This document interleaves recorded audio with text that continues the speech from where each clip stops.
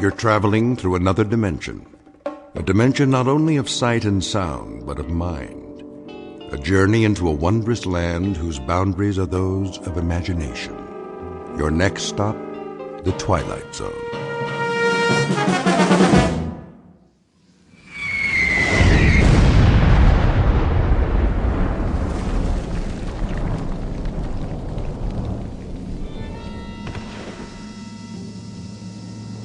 Man, oh man. They get it? Way off. What are they doing? Lobbing them in by hand? One more time.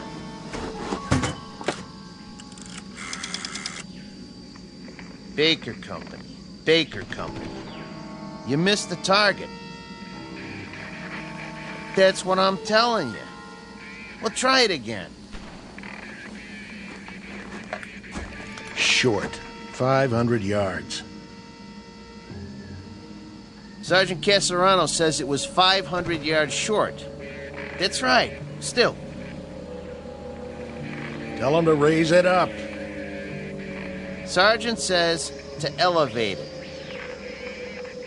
They say they can't elevate it anymore. What are they using? A slingshot? Listen, if you can't aim higher, Give me that. how do you expect it?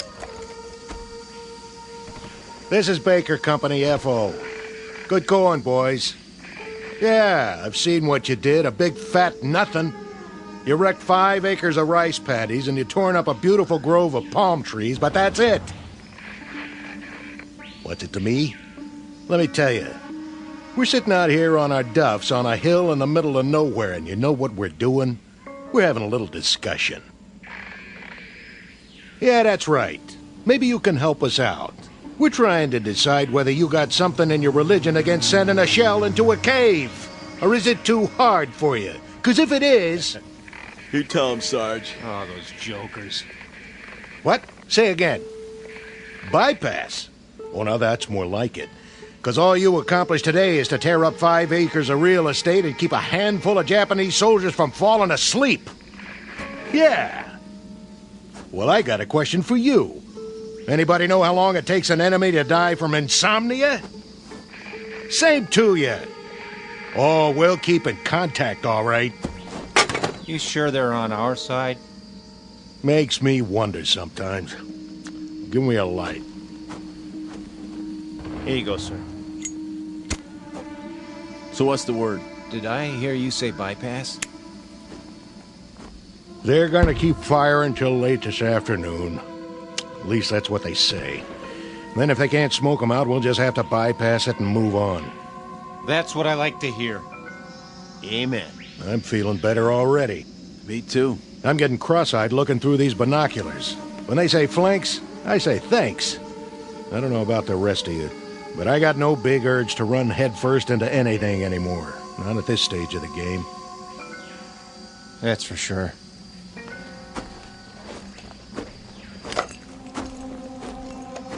Still there. Nothing but a hole in the side of a mountain, looking right back at us.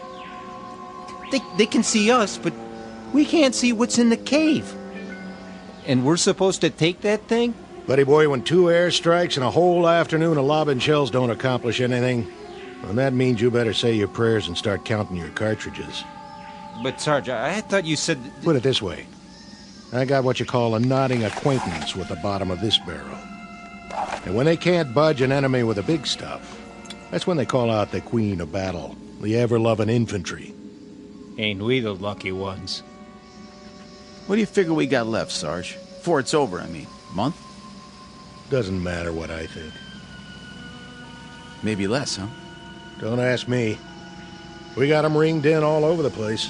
The poop is, they're as good as finished, even in Okinawa. Then why are we still fighting? That's the trouble with these little crumbs. I just don't know when they're licked. Maybe they ain't human. Or maybe they just don't get it. Think about it.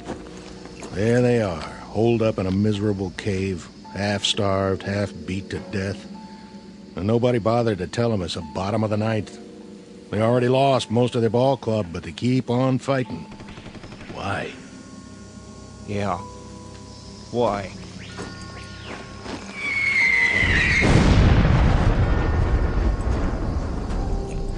It's August 1945, the last grimy pages of a dirty, torn book of war.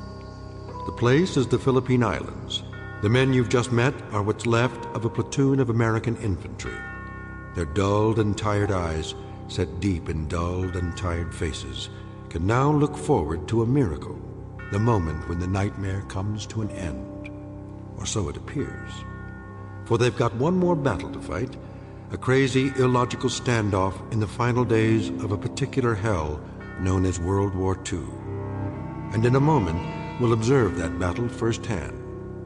August 1945, the Philippines. But in reality, it's high noon in a place called the Twilight Zone.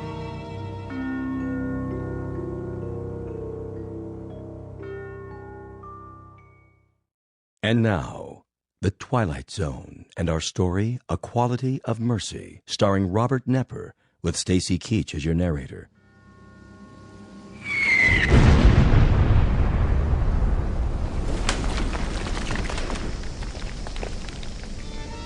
There we go again.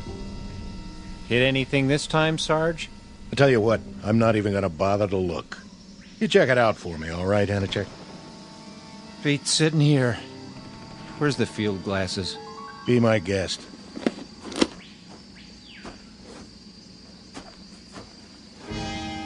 Well, well. What do you know? You see something down there? Sure. I see a white flag. Yep. Now they're coming out of the cave. And guess what, boys? They got something for us. Looks like... Oh, wait a minute. There's a pretty little geisha girl leading the pack. And she's carrying a tray full of rice. And a hot towel. Go on. Gotcha. Hey, hold on. There is something coming.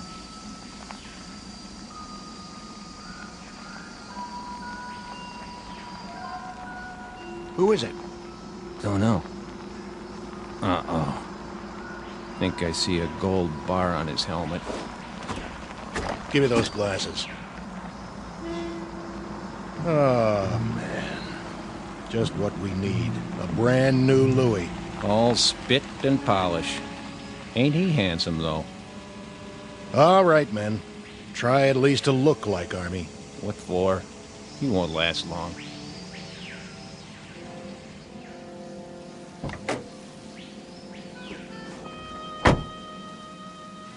Well, looky what we got here. That uniform's so new it ain't never been washed. Brand new holster, too. Well, that's what I call a pistol. No kidding. Pearl handle and all. Son, it's a real tiger this time. $5 says it's never been fired.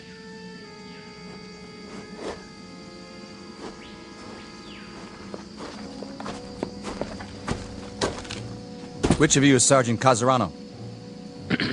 That would be me. I'm Lieutenant Cattell. Sir, I'm taking over your platoon. matter of fact, What's your situation here? we're observing for a mortar company, Lieutenant. So I've been told. That cave down there, bunch of the enemies holed up. Been trying to get them out for 2 days. No luck? Nothing doing. Your binoculars, please, Sergeant. Here you go. Tough situation. I guess you know what that means. Sir, We have some mopping up to do. we? Yeah, you heard me. I'd say we do best to go at it frontally. Frontally. Yeah, just move right in and wipe them out. Hey, Lieutenant, you sure you got the right platoon? What about it, Sergeant? Well, now, Call the rest of the company together. the rest of the company. On the double. Where are they? Back at the CP. This is it? All 6 of us. In that case, we'll have to go it alone. Say again? Something wrong with your ears? Go it alone? With a half-dozen men? No, I'm begging the lieutenant's pardon.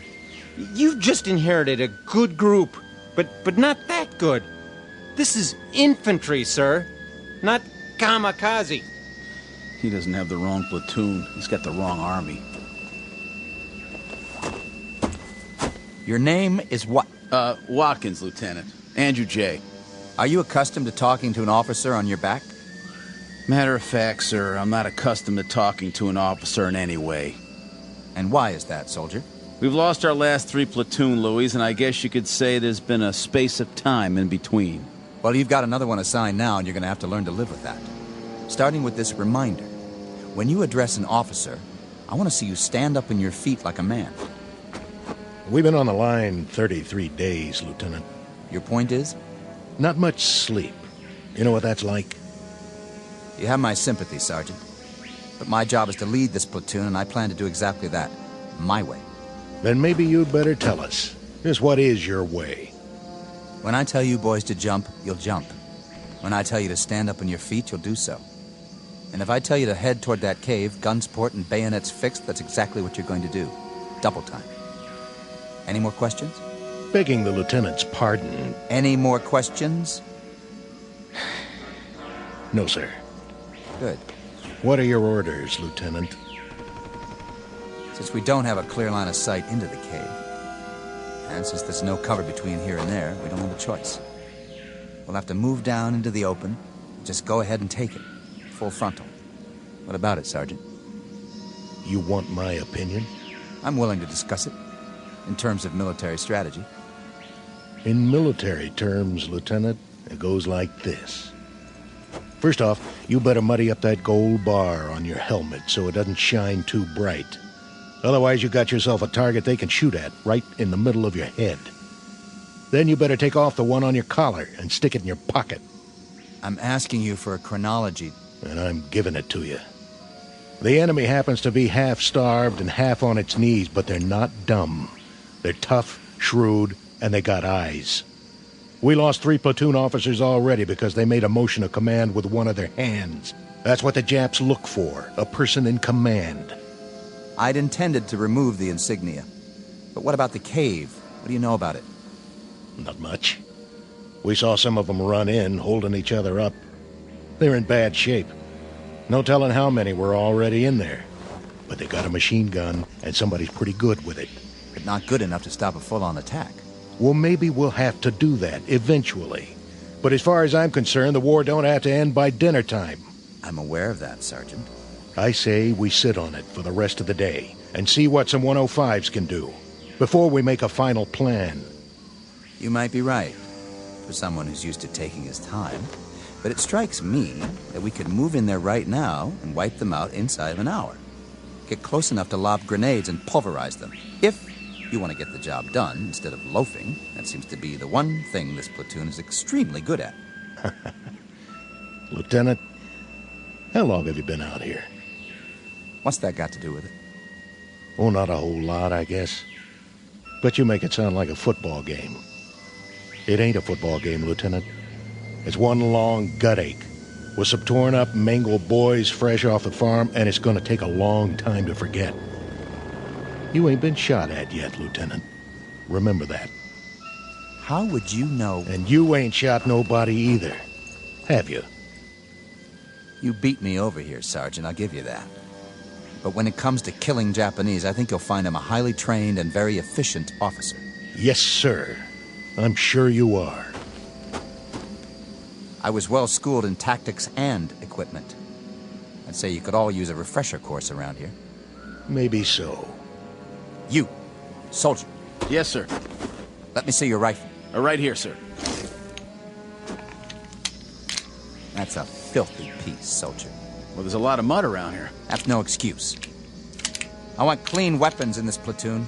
That's #1 priority. The worst thing that can happen is for your weapon to jam. Now break them down and clean them, because we're here to kill Japs. Or did you forget? That's our job, and by God, we're gonna do it. This outfit better shape up fast, or I'm putting you all on report. Sounds pretty gung-ho. Yeah, real bloodthirsty. Think he wants us to scalp him, too? You have something to say? Me? No, sir. What is it with you, men? No sleep? Or no guts? You tired of killing Japs, is that it? Or don't you have the stomach for it? Listen, sir. Let it go. No, when I got something to say, I'm gonna say it. Go ahead. Let's hear it. We're 24 months up on you, Lieutenant. We've seen a lot of blood and heard a lot of screaming from both sides. You've got a big deal about doing some killing. We'll fall in on that order, don't you worry. But you can't order us to like it. We've seen enough dead men to last us for the rest of our lives. The rest of our lives and then some. We'll do some more killing for you, Lieutenant. All you want. Just don't ask us to cheer about it. We'll see about that. Radio operator. Here. Get me base camp. Sir? Tell them to hold mortar fire, on my order. For now, prepare to attack. We're going to take that cave head on, whether you farm boys like it or not.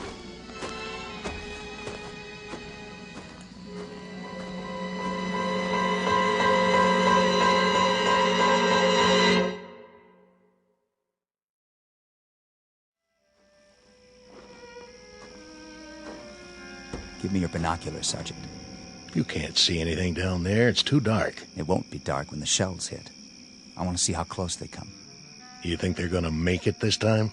I'm betting on it. I told them to elevate exactly 3 degrees. Oh, why didn't I think of that? With the side of that mountain blown out, they won't have any place to hide. The cleanup will be easy, Sergeant. Even for you. Piece of cake, Lieutenant. Piece of cake.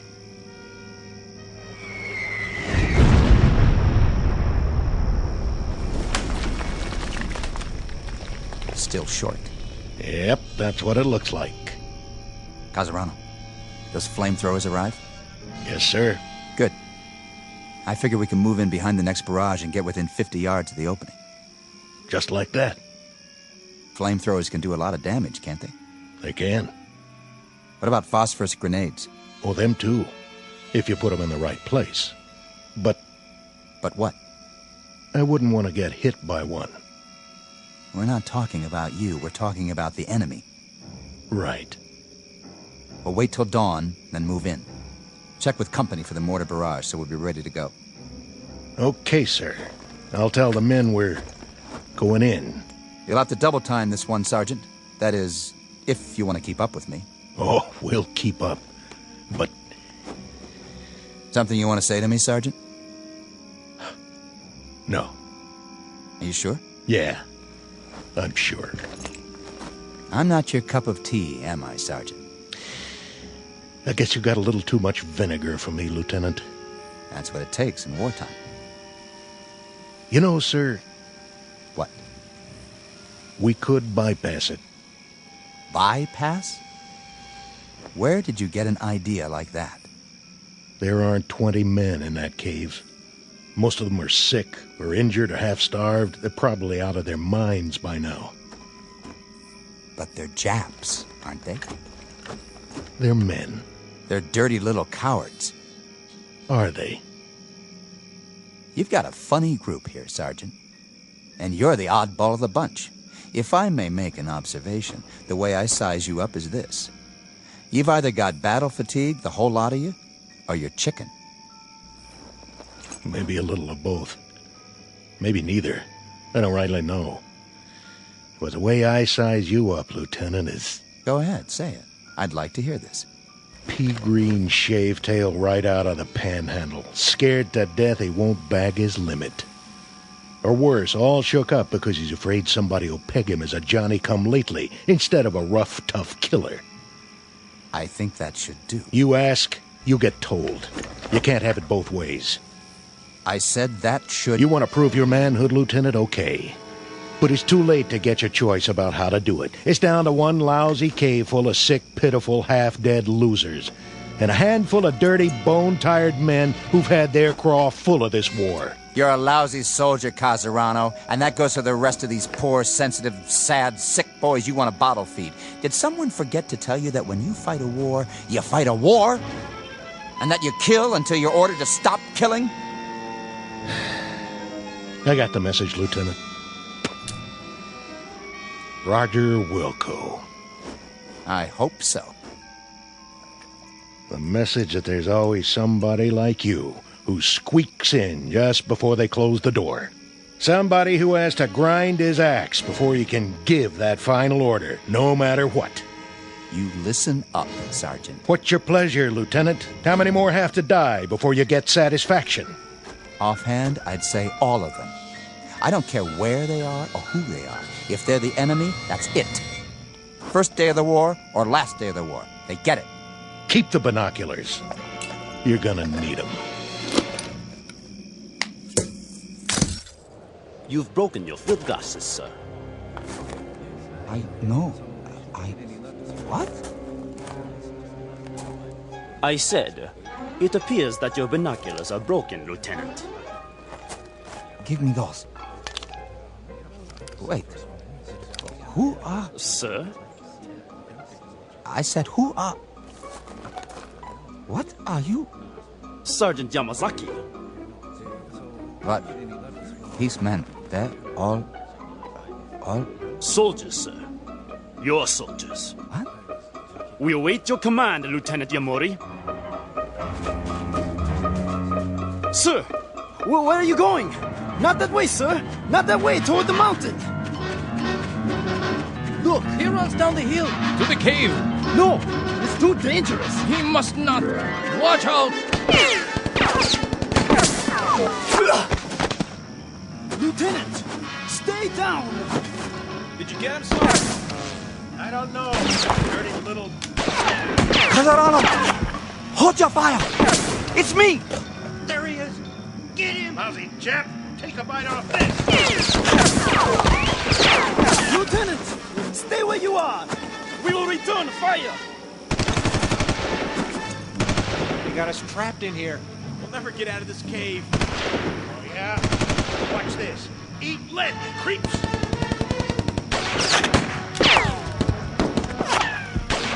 Lieutenant Yamori, run back now. Keep your head down. Which way? Can't tell. Which way to...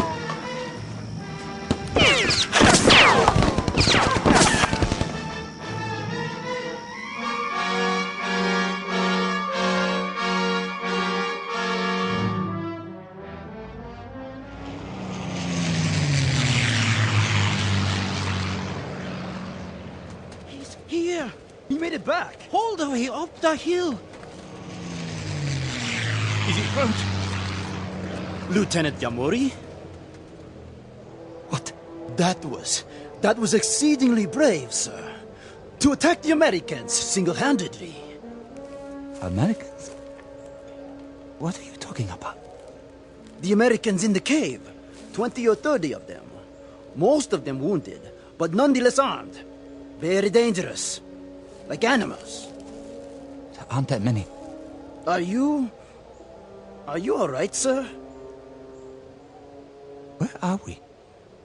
In the clearing, sir. At the top of the hill. I've seen you before, but I can't... Who are you? Who am I, sir? Sergeant Yamazaki. Are you all right, sir? Are you feeling well? I asked you a question. Question? What are we doing here? What is this place? Why, Corregidor, sir. Corregidor. When? When, sir? You mean? What is the day's date? May 4th, sir. May 4th. Can't be May 4th. No? It's August. Don't you understand? August. August the 6th. I humbly ask the lieutenant to forgive me, but I must correct him. The date is May 4th. May 4th. When? What year? The year 1942, sir. Is the lieutenant all right? A bump to the head? Uniform I'm wearing. It looks just like all your uniforms. Perhaps a touch of malaria. Did you call me? Lieutenant, sir. Your rank. You called me something else. You called me by a name. Yamori.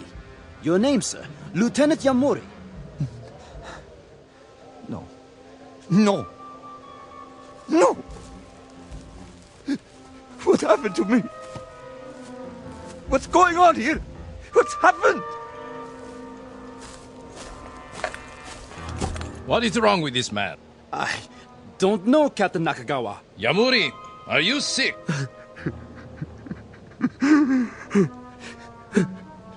No. No. I require an answer, Lieutenant. I asked if you were sick. Yes, Lieutenant. I'm sick. We will be moving out soon. If you are too ill to move, you leave me no choice. We shall leave you here. Leave me? We have no transport for the wounded, as you well know. So, we will very shortly move forward, and you shall remain here. My name isn't... On your feet when an officer speaks to you. But my name isn't Yamuri. I swear to you. Something's happened. My name isn't Yamuri. My name is... Silence. Place this man under arrest. Yes, sir. Lieutenant, please, get up. I gave you an order, Sergeant Yamasaki. Men!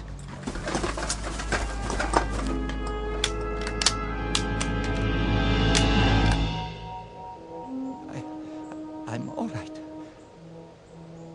Forgive me, sir. You what?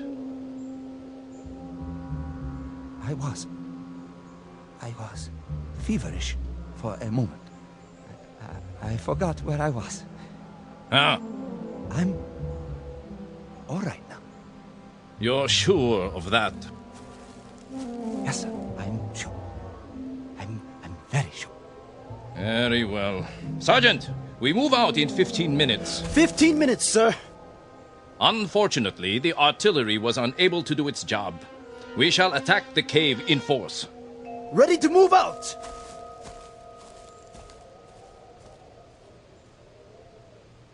Sergeant. Yes?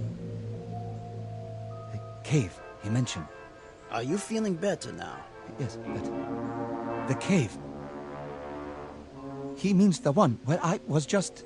The cave with the enemy. Put a new clip in your rifle. Let me help you.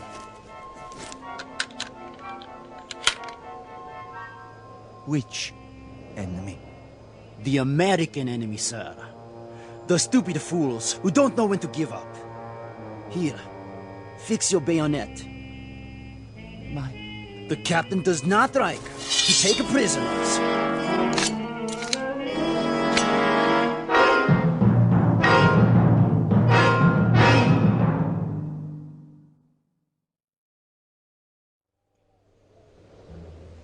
Captain? Yes, Sergeant. Prisoners, sir. What? What about prisoners? You know my policy. Yes, sir. But what if they surrender? What about the wounded? I doubt that there will be any left to surrender when we are finished. Yamuri! Sir? You will take the first section. Move forward as quickly as you can. Then drop down 50 yards in front of the opening. But, sir... Watch for my signal. We will cover you with automatic fire for 2 or 3 minutes before you make the frontal attack. Sections 2 and 3 will follow. Understood? Yes, sir. I didn't hear you. I understand, sir. Be very sure that you do. Now, go and prepare your men. Your section, sir. Which? Over there. The captain expects you to lead them into victory. Come with me for a moment. Where, sir? Away from the others. Look down there. The cave. Yes? You said something about being wounded inside? I think so, Lieutenant. When they ran inside, they were carrying each other. I don't think there are more than 20 or 30 men. Not even that. It shouldn't be too difficult. They are only Americans, not good fighters. And they are very weak. Poor, starving soldiers. Please, you mustn't speak that way. The captain... Don't they know when to quit? If they have wounded, what's the point? They can't go on this way. If they surrender now, there might be a chance. What did you say? Nothing, Captain. I didn't hear. What did you just say? Repeat it. Just if... If they're wounded, sir, perhaps. Perhaps what? If we gave them a chance to surrender first, or... Or what? If we left them there. Left them. Bypassed the cave completely, and moved on. Bypassed them. Is that a tactical judgment? I think it is. Or is it some nugget of compassion for the enemy unearthed by your fever? They are wounded. They're running out of supplies. They can't do much harm. Neither can they sink a battleship from this position. But their forces can. That is why we must destroy them. But if they have no more strength to fight... A reminder, Lieutenant. The identity of the men in the cave. They are Americans. They are enemy. Wounded, healthy, walking or lying down. They are enemy. The Japanese army does not bypass. The Japanese army attacks. The Japanese army wipes out its opponents to bring an end to this war. They're wounded. They're beaten and they're wounded. Their forces have suffered heavy losses. The rules of war... Rules? Lieutenant Yamuri, it is odd that you should require this reminder.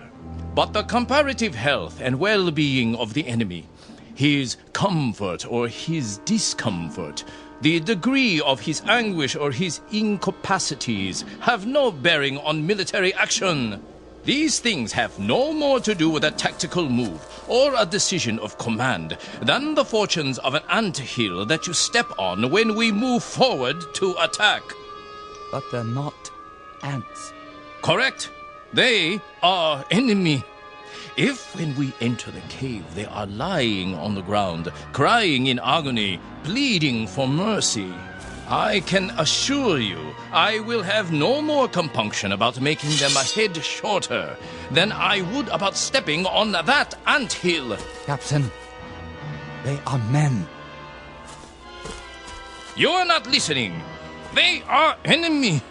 This is war, and in war you kill. You kill, Lieutenant. Do you understand? You kill until you are ordered to stop killing. No! Now, pick up your broken field glasses and prepare to attack, or I will have you shot. Sir. Sections, assemble! Sergeant Yamazaki. Sir. You will handle the first section. Sergeant Hino. Hi. Take the second section. Lieutenant Ishimoto. Hi. Yours is the third section. Now, we move out. Lieutenant Yamuri, let me help you to your feet. I will take care of him, Sergeant, when we return. Yes, sir. Captain, what you do to those men in the cave, will it shorten the war by a week? By a day? An hour? Enough. May I ask the captain, what is his pleasure? How many have to die before he receives satisfaction? Offhand, Lieutenant Yamuri, I would say all of them. I don't care who they are or where they are. If they are the enemy, they are to be destroyed. First day of the war or last day of the war, we destroy them. Rest now, Lieutenant. I will be back. Your field glasses are broken. I will take new ones from the Americans. My glasses. Binoculars. Yes, I broke them when I...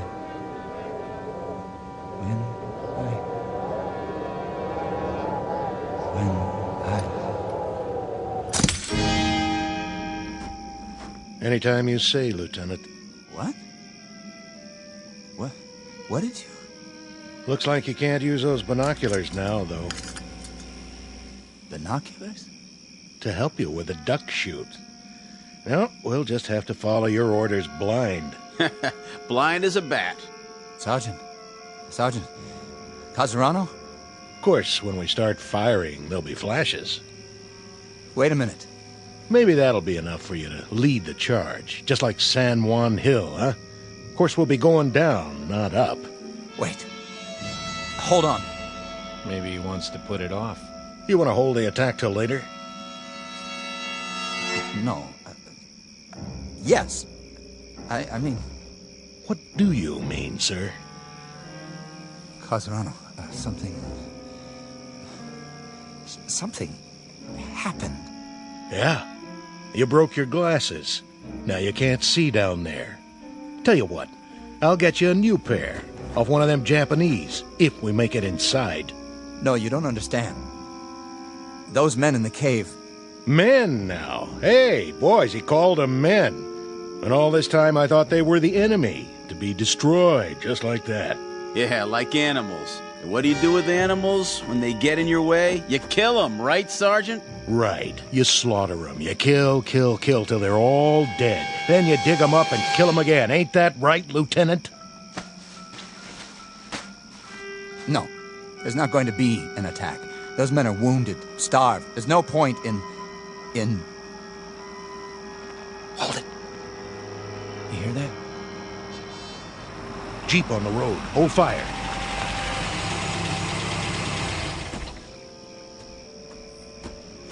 Lieutenant Cattell here?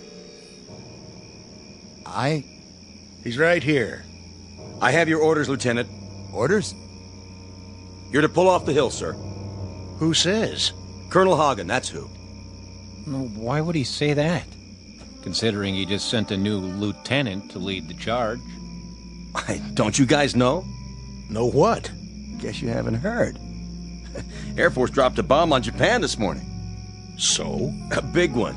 I mean, the granddaddy of every bomb ever made. I think they call it an atomic bomb. What about it? Well, they figure this is going to end the war inside of a few hours. The Emperor's ready to give up. Well, ain't that something? All units are to pull back to base camp and wait it out. See what happens. Some kind of announcement coming any time now. I'm gone. Is this it? All right, boys, you heard the man. Get your gear and move out. Oh, man. I'm gonna get me the biggest steak you ever saw. First thing I'll head for is a hot bath.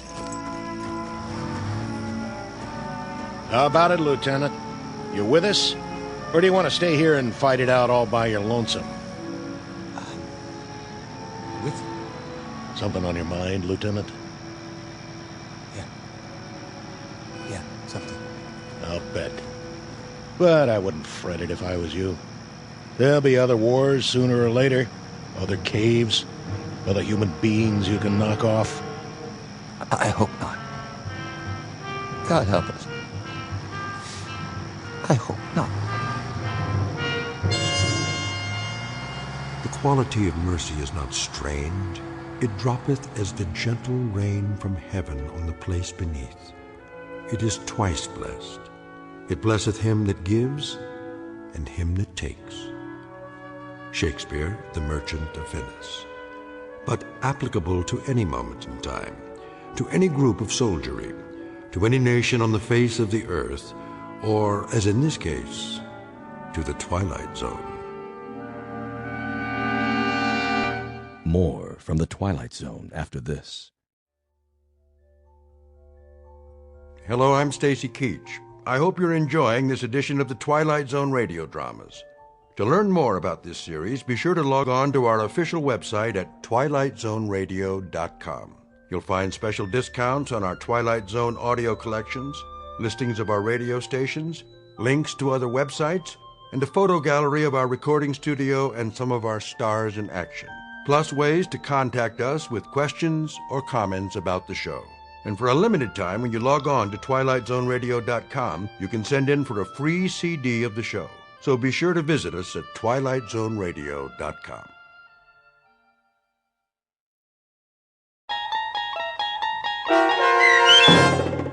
A Quality of Mercy, starring Robert Nepper, with Stacy Keach as your narrator, was adapted for radio by Dennis Etchison and written for The Twilight Zone by Rod Serling from a story by Sam Rolfe. Heard in the cast were Roderick Peoples, Kip Karstedt, Jeff Lupetin, Joby Cerny, Roddy Chong, Joseph Arunda, and Doug James. To learn more about the Twilight Zone radio dramas and to obtain audio cassettes and CDs of these programs, visit our website at twilightzoneradio.com. The producers of The Twilight Zone wish to thank CBS Enterprises, Carol Serling, Dennis Etchison, Dick Brescia Associates, Claire Simon Casting, Terry Jennings, XM Satellite Radio, Sirius Satellite Radio, our sponsors, and our radio affiliates for helping make this series possible. This copyrighted radio series is produced and directed by Carl Amari and Jason Mallow for Falcon Picture Group. Doug James speaking.